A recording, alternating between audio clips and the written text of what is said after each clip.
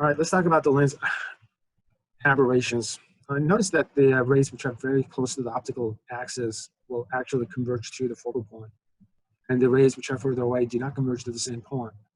All right, so which means that, and given the fact that when the rays are going through the lenses, they experience color separation, which means that they will bend differently depending upon the color. So which means that we're not going to get a really good focused image. Notice that the red light has a different focal point than the blue, and as a result you end up getting this fuzziness, which is known as optical aberrations whenever you're looking at these images. So the way to correct them is obviously if you're using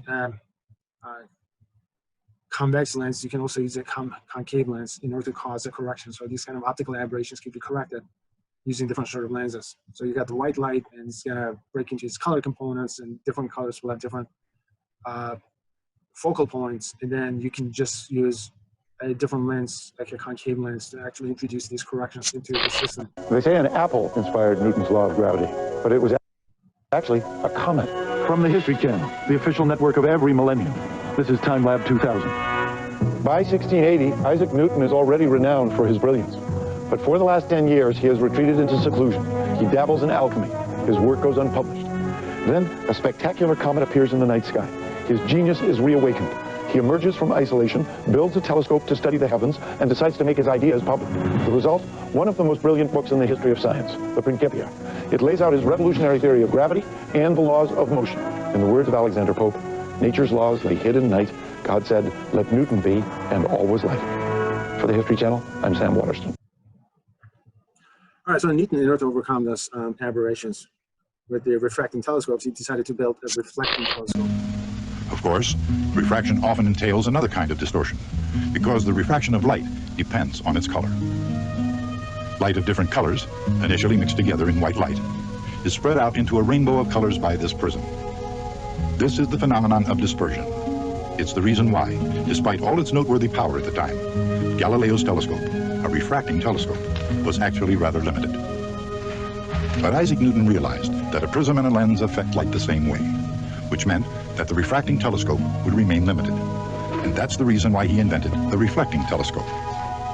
As it encounters a reflecting telescope, a beam of light reflected from a parabolic surface is reflected to a single point at the focus of the parabola, without dispersion, regardless of color. And that's why, ever since Isaac Newton invented it, the reflector telescope has been the handiest tool of the optical astronomer. Yeah, reflecting telescopes are not very sensitive to aberrations, so that's the nice thing about the reflecting telescopes. So here's Newton's reflecting telescope. Obviously, you have a concave mirror, and the incoming rays are parallel. There's a focal point here somewhere. In front of it, you place a small mirror. So everything is reflected into the eyepiece, and obviously that's how the magic happens.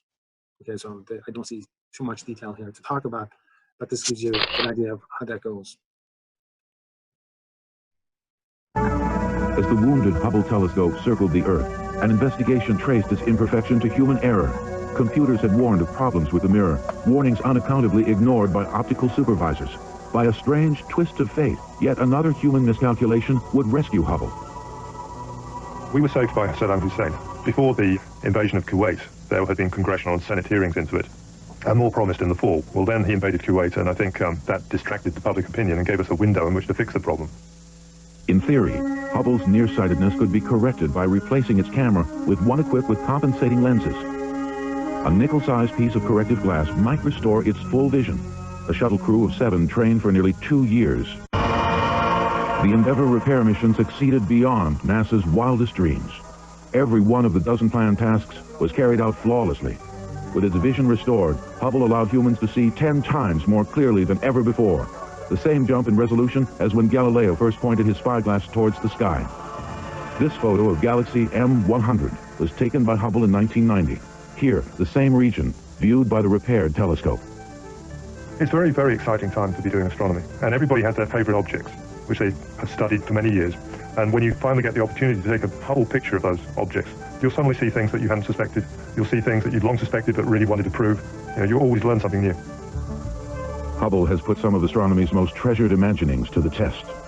What Hubble did was looked at the center of a galaxy where we suspected there might be a black hole. A black hole is an object that is very, very dense and very, very small. So dense and so tiny that the speed of escape from that object exceeds the speed of light. So nothing can get out of it. Everything just gets sucked into it and disappears from the universe. Black holes have been fantasy and science fiction for decades. And what Hubble has done now is it's shown us that black holes are scientific fact. So the corrective lens solved the problem. My friends all think that the moon is bigger when it's on the horizon. I think that the moon is bigger when it's on the horizon. So what could be causing it to look so different? The moon doesn't really change its apparent size from the horizon to overhead, but our perception is that it's larger. One theory is that our mind judges the moon's size in relation to other objects. It looks much larger at the horizon because there's things we can compare it to, whereas at the top of the sky, it's out there by its little old self. In other words, if we see a large object such as a house dwarfed by the moon, our mind tells us that the moon must be enormous. But when the moon is out by itself, our mind doesn't make that assumption. We see the moon as small. It's more of an optical illusion, or something that the brain makes up. It becomes an illusion that the brain comes up with. Another possible cause of this is the Ponzo illusion, named after Mario Ponzo, who suggested that the mind judges the size of an object based on its background. Ponzo drew two identical bars across a picture of railroad tracks as they recede in the distance. The upper bars look wider because they appear to span the rails compared to the lower bars, which fits between the rails. But in fact, the lines overlaid on the tracks are the same size at both ends. Go out and take a pencil, and when the moon's rising, put the pencil out at arm's length and see how big the moon is compared to the eraser on the pencil. And then go out a couple hours later and do the same thing when the moon is higher in the sky. And you'll see that the moon is exactly the same size in relation to the pencil eraser at both times. All right, so physics doesn't have an explanation for it. This is what happens in your mind. That's the only explanation that we have so far. All right, the only formula that we've been using in this section needs some kind of a mathematical explanation for it. How do we come up with that formula that relates the focal length to the object distance and the image distance and then the magnification, obviously? So how did that come about? All right, so what if the formula that we came up with for spherical mirrors? Obviously, it works for every single spherical mirror as well as the lenses, so that's what we've been using. So we'll just come up with a single derivation and use the same formula time and time again. All right, so object height, the image height, this is the object, that's I is the image. So let's create two of them. Q represents the image distance. P represents the object distance. F is our focal point. F is the focal length. Once again, the object distance. All right, now the distance between the object here and the focal length is going to be here. So it's going to be P minus F is the distance between the, this represents the object's distance to the focal length, or the focal point. All right, so object's height, the image height. So let's do ray tracing. Just follow the object's height all the way to the image height of the image, top of the image. So that's what we do. So using the law of reflection, all right, losing the angle of incidence is the same as the angle of reflection. And so because both angles are the same, let's just call that theta.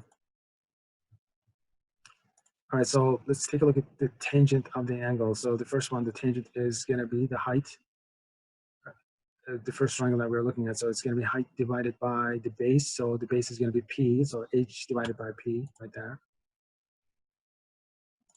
And then here's our second triangle that we're looking at. So it's the same angle. So it's going to be the height of the image over the base, which is the image distance. So it's going to be H prime divided by Q. All right, so this is one equation that we came up with. All right, so the ratio of the height of the object to the image. All right, so that's how we will express that. Now move on to the next formula, check to see what we can do here. Once again, let's do ray tracing. All right, so ray tracing rules. So we'll just come up with this one. All right, so the ray that goes through the focal point upon reflection is going to go parallel to the optical axis. All right, so once again, you have this angle here is going to equal to the other angle on the other side. And these angles are the same, so we'll just keep it as is. All right, once again, we'll play the same game. So let's take a look at the tangent of this angle, which has to equal to the tangent of that angle. All right, so this one is straightforward, so it's going to be opposite over the it's going to be opposite over adjacent. Opposite is going to be H, adjacent is going to be P minus F. All right, so we got a second triangle here, so it's going to be opposite. It's going to be this side, which is going to be H prime, and adjacent is going to be the focal length. So it's going to be H prime over the focal length. All right, so we came up with our second equation. All right, so the best thing to do is just make this right-hand side look like this. So it's going to be H over H prime. And then if that's the case, P minus F divided by F is the way it's going to look like. So P minus F looks like that. So we got two of the same equations. So left-hand sides are the same, which means that the right-hand sides will be the same. Left-hand sides are the same, so which means that the right-hand sides will be the same. So just equate the right-hand sides to each other. That's what we'll do. And then proceed to solve the equation. So both of them have a common denominator here. And this is going to be 1, obviously. Okay, so we have p's on both sides. All right, so factor p out. All right, so 1 is p divided by p. P's will cancel. And this is what the equation looks like. Isolate 1 over f. All right, so the best way to do is, we got to isolate that. Just move this to the left-hand side. And we're done.